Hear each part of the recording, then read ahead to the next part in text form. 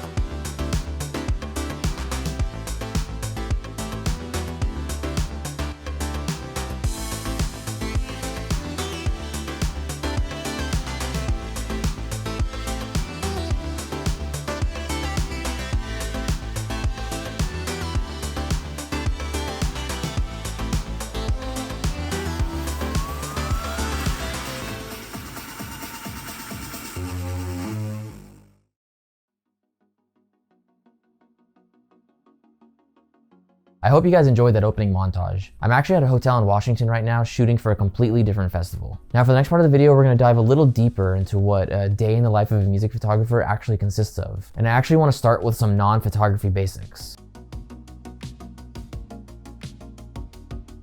Now this doesn't necessarily apply if you're shooting a 2 to 4 hour concert in your hometown, but if you're shooting a festival or an artist at a festival, then you're gonna wanna prepare for that festival just like any other festival goer. Starting with the most basic of them all, water. Aside from being a fundamental part of staying alive, a full day of travel and or shooting is an exhausting workout, and it's extremely important to stay hydrated throughout the day, especially for those summertime festivals.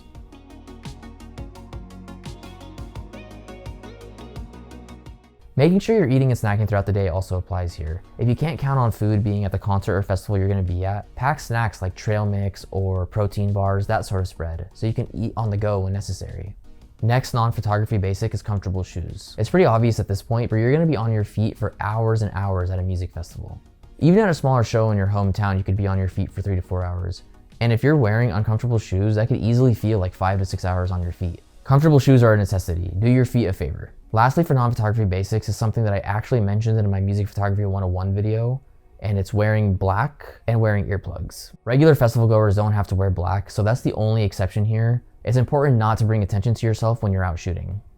And earplugs are essential at a show or festival, where you're subjected to extremely loud music for hours at a time.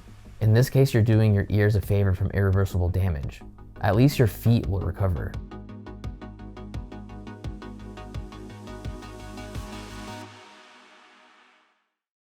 Next up, I'd like to talk about scheduling.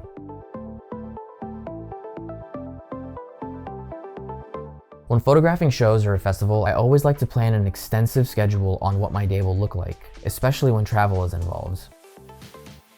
As with most things, timing is everything with music photography, and it pays to spend however much time is needed to plan the day or days for maximum efficiency. The whole point is not making it up as you're going about your day. You know exactly where you need to be at exactly what time. Knowing the exact times of when the artist shuttle leaves, the start times for each set you're responsible for, the distance between stages are all some of the most important factors when planning your day. A lot of my advice may be anecdotal, but the point that I'm trying to make is be as early as possible and plan accordingly. Otherwise, you're just gonna have a stressful workday. While on the topic of scheduling, time management in general extends past being at the venue. During some downtime I had at the hotel, I was drafting up the emails and invoices I would be sending out after the edits were complete, so I didn't have to deal with it super late at night. At this festival that I'm recording at now, I ended up creating some presets because I've been at that venue before. Now let's briefly talk about pacing. As you saw in the montage at the beginning of the video, the day of travel was the same day as the shoot, so pacing was incredibly important for me. Any chance you get to take some downtime, whether it's to eat, sit down, chill on your phone, find some shade during a summer festival, whatever it may be, taking those small breaks may just mean the difference between being able to deliver your best work and running out of energy before the sets even begin. Of course, this advice of pacing goes not only to conserving your energy, but for your camera's battery and memory cards as well. The last thing you want is to be out of power and card space at the end of the day. If you're constrained by memory cards and aren't downloading on-site to a hard drive or laptop, my advice is to bring multiple memory cards and batteries. I'll at least have 2 memory cards and 2 batteries, which is a perfect segue to my next tip, which focuses on image storage.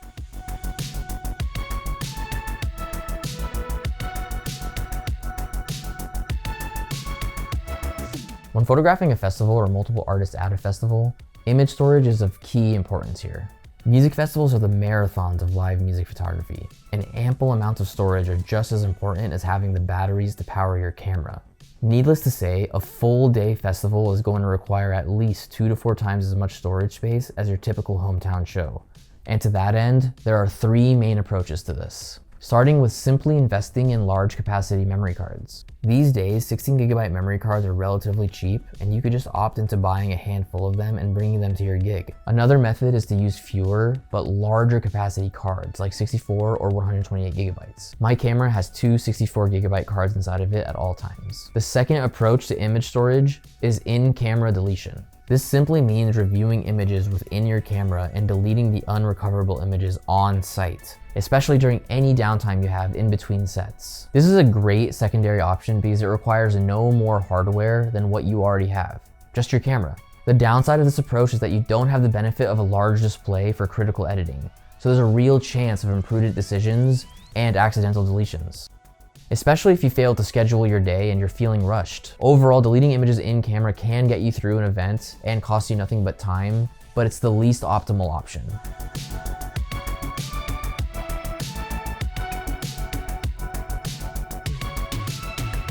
Only recommended in those desperate moments that I've definitely been in. The third and last approach to image storage is dumping your photos to your laptop on site. The ability to download to a laptop on site essentially eliminates all image storage concerns. To add to that, the ability to edit throughout the day makes festival work much more efficient, especially when there are strict deadlines. Now, this approach may not apply to you if you don't have access to a dedicated media space. These spaces will have power strips and even Wi-Fi so you can comfortably dump, edit, and deliver your images. The downside to laptops is the added weight when arriving and leaving the festivals and the obvious security issues. On top of that, you'll have less time shooting the actual show when you're dumping the images on your laptop. But that isn't necessarily a bad thing with pacing in mind. Just schedule in editing time if you're on a strict deadline. And lastly, if you do edit at a festival, I highly recommend using Lightroom and Photoshop and having an editing workflow in place so that no time is wasted. I'll link to a video I made that will help you stay more organized in Lightroom in the YouTube card above. Last but not least, let's talk about the gear that you should bring with you.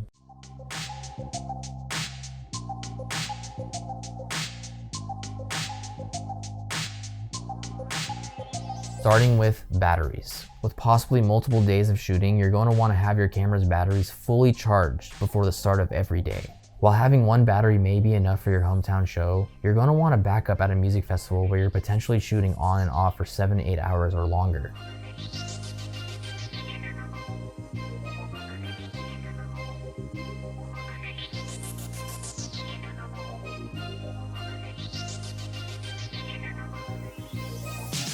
I survived with 2 batteries for my camera without any issues. I was able to vlog that entire trip in the beginning of the video and shoot for 2 artists on just 1 battery.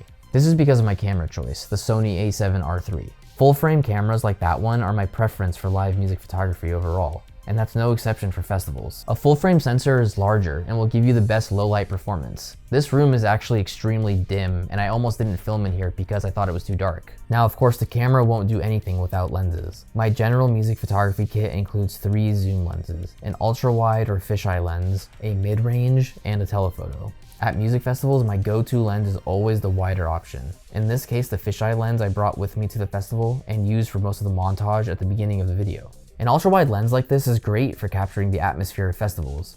They're perfect for stages with crazy productions, where you really want to cover a large expanse of the stage and capture the full lighting rig, for example.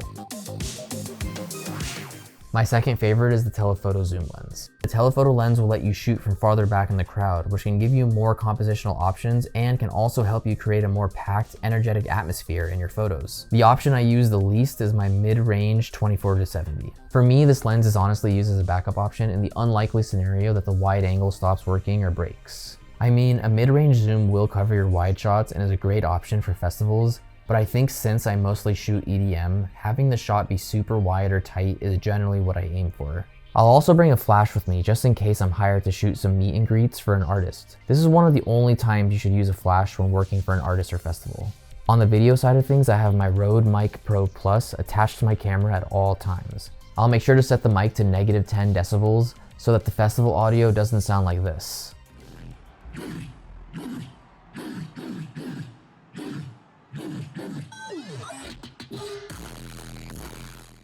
That was a dope video though. For editing, I'll bring my hard drives, memory card reader, my MacBook obviously, and my headphones for video editing purposes.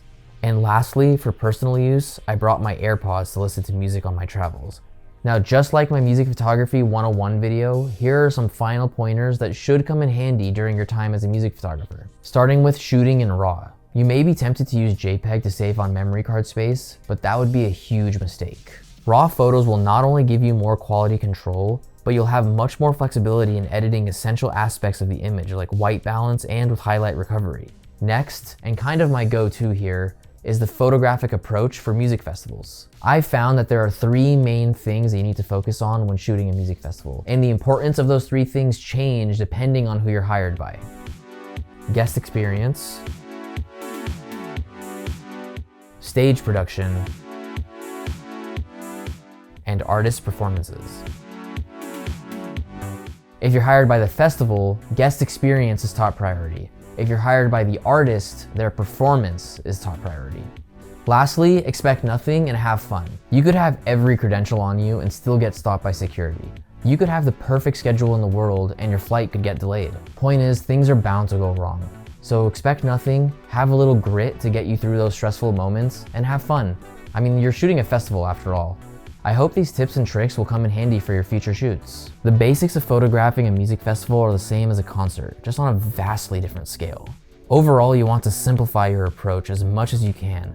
Don't try to cover everything or you'll burn yourself out. Simple is good when it comes to music festivals, from the gear to the approach to everything else. If you found the tips in this video useful, or simply enjoyed the video, feel free to give the video a like and consider subscribing. This video was important for me to make because after going the last year or so without music festivals, it made me realize just how important they can truly be. These experiences have boosted my outlook on the world, and they've introduced me to fellow electronic music lovers and creatives I can now consider my good friends. We all know how powerful music can be, and when added to a social gathering where people from all walks of life have come to celebrate this art together, it can become a force unparalleled to anything else. Disconnect from the real world for a weekend and experience one of the most incredible events of your life.